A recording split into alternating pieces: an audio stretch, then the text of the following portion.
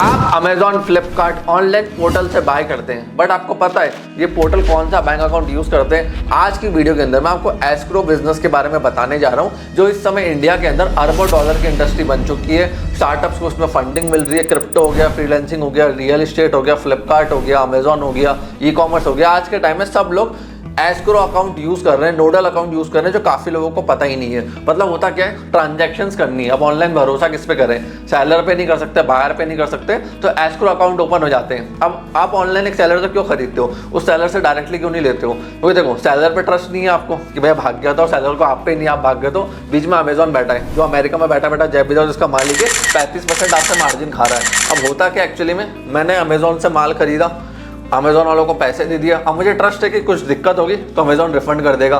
Seller को trust है कि बायर भागेगा नहीं, जो भी है अमेजॉन उसको पैसा देगा। तो उस ट्रस्ट के चक्कर में अमेजॉन 25% से लेके 35% का मार्जिन कमा रहा है। इसको बोलते हैं एस्क्रो अकाउंट। क्या आपने किसी थर्ड पर्सन को इन्वॉल्व करा, उसके पास पैसे रखवा दिए, जब दोनों पार्टीज के आपस में डील होगी, सामान एक्सचेंज हो गया, तो अपने आप पैसा ट्रांसफर हो गया जो सेलर था। अब एस्क्रो अकाउंट अब मैंने आपको सिंपल लैंग्वेज में समझाया, थर्ड पार्टी ट्रस्ट अकाउंट होता है, जो कि बिल्कुल न्यूट्रल होता है, जहाँ पे कोई दिक्कत नहीं आती है। अब एस्क्रो बिजनेस का स्कोप इंडिया में क्या है? देखो, आज के टाइम में रियल एस्टेट में यूज आ रहा है, प्रॉपर्टी के डील्स में, स्टार्टअप्स में यूज आ रहा है, फंड रेजिंग में, सीसीडी में यूज आ रहा है, मर्जर्स एंड एक्विजिशन में आ रहा है। अब सीसीडी का ध्यान रखना, वो कॉफी कैफे मत पहुंच जाना। सीसीडी का मतलब है यहाँ पे कंपलसरी कन्वर्टेबल डिबेंचर्स। नहीं पता, डिटेल वीडियो बनाई है, इसी चैनल के ऊपर जाकर चेकआउट कर लेना।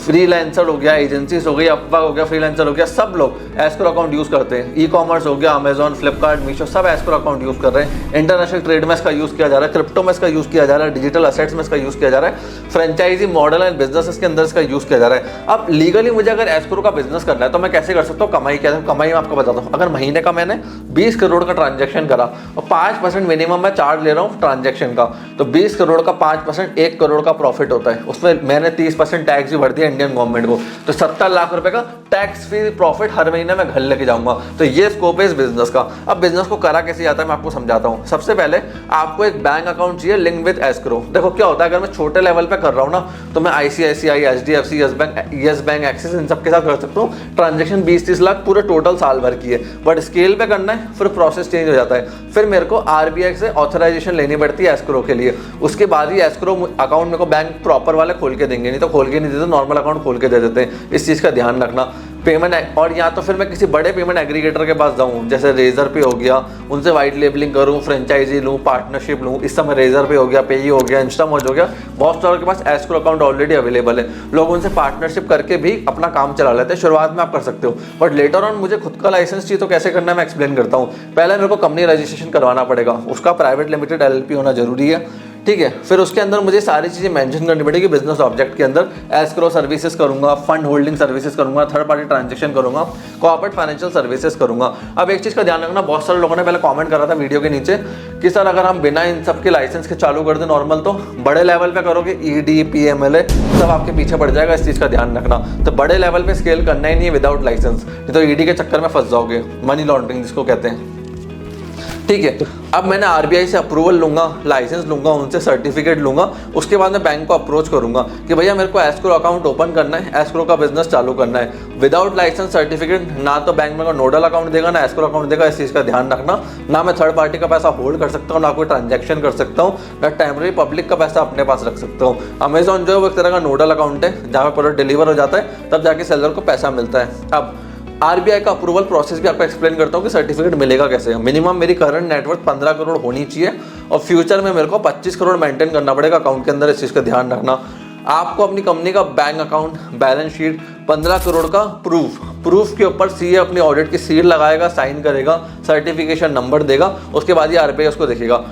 उसके बाद एक चीज़ का ध्यान रखना है, फॉर्म सारे ऑनलाइन आज के टाइम में सबमिट होते हैं, पहले ऑफलाइन होते थे। फिर 3 इंपॉर्टेंट एग्रीमेंट्स मेरे पास होने चाहिए। एस्क्रो एग्रीमेंट होना चाहिए, जो बायर, सेलर और एस्क्रो एजेंट के बीच में एग्जीक्यूट होगा। क्लाइंट सर्विस एग्रीमेंट होना चाहिए। ट्रांजैक्शन का फ्लो चार्ट SOP मेरे को वेबसाइट के ऊपर मेंशन करना है, जो कस्टमर को, मेरे बायर सेलर क्लियरली मेंशन हो कि भैया किस केस में रिफंड होगा, किस केस में रिलीज होगा, ताकि चीज़ें क्लियर रहे। ड्राफ्टिंग बहुत अच्छे से करवा लेना, किसी फ्रॉड में, प्रॉब्लम में ना अटको, इस चीज़ का ध्यान रखना। फिर आपको एक वेबसाइट बनानी है, एक ट्रस्ट के लिए सेटअप करना है पूरा। उसमें पूरा अपना SOP, process, agreement, legal disclaimers, AML plus KYC policies office का contact detail, address, phone number, email ID, PAN, GST, CIN सब कुछ आपको अच्छे से मेंशन करना है। इस चीज़ का ध्यान रखना। जैसे ही आपको सर्टिफिकेट मिल जाएगा RBI से, उसके बाद आपको जाना बैंक के पास कि भैया लो जी आप खोलो मेरा बैंक अकाउंट एस्क्रो का। फिर बैंक आपको एस्क्रो अकाउंट ओपन करके देगा, नोडल अकाउंट ओपन करके देगा, कलेक्शन अकाउंट ओपन करके देगा, सेटलमेंट अकाउंट ओपन करके देगा। तो यहाँ से आप फंड्स इजीली ले दे सकते हो, सारे ट्रांजेक्शन कर सकते हो। फिर उसके बाद कोई दिक्कत नहीं है, इस चीज़ का ध्यान रखना। अब क्या एस्क्रो बिजनेस करना इंडिया में लीगल है? जी हाँ, बिल्कुल लीगल है, बट कुछ कंडीशन है। इसके अंदर ना पब्लिक से डिपॉजिट नहीं ले सकता कि आम जनता से 100 रुपए जोड़ रहा हूँ, वो नहीं करना पब्लिक से लेने वाला काम। लैंडिंग नहीं कर सकता कि एस्क्रो में पैसा आया था इधर उधर बायर सेलर का, मैंने उसको लैंडिंग बिजनेस में डाल दिया, वो अलाउड नहीं है। इन्वेस्टमेंट की कोई स्कीम चलाना, वो बिल्कुल भी अलाउड नहीं है। हाँ, अलग सब्सिडरी बहुत दूसरी कंपनी खोल के मैं थ्रू कर सकता हूँ, बट डायरेक्टली कुछ भी करना अलाउड नहीं है इंडिया के अंदर। इस चीज़ का ध्यान रखना। कोई ट्रांजैक्शन होल्ड कर रहे हो, न्यूट्रल एजेंट हो, वो सब कर सकते हो कि भैया जो बायर था उसको सही चीज़ पहुंची नहीं है तो सेलर को पैसा कैसे दे दूं, वो सब लीगल है, बट एग्रीमेंट के तहत होना चाहिए, SOP के तहत होना चाहिए। बट आपको किन किन रिस्क का ध्यान रखना है इस बिजनेस के अंदर? एक तो wrong release of funds, A का पैसा था B को पहुंच गया, मैनेजर और अकाउंटेंट सही रखना, फ्रॉड ट्रांजैक्शन नहीं करनी है, फेक डॉक्यूमेंट में डील नहीं करना है, पार्टी के डिस्प्यूट होते हैं उनका ध्यान रखना है। इसके लिए आप अच्छे CA लॉयर सबको इन हाउस रखना जो आपका बढ़िया सा काम देख पाए। स्ट्रॉन्ग लीगल एग्रीमेंट्स रखना, मल्टी लेयर वेरिफिकेशन रखना, OTP through verification, email through verification, lawyer plus CA audit रखना, डिजिटल प्रूफ सिस्टम रखना, वीडियो कंफर्मेशन रखना, बड़े ट्रांजैक्शन जो 10 लाख 20 लाख 50 लाख से ऊपर है, ताकि आपके पास सारा डेटा रहे।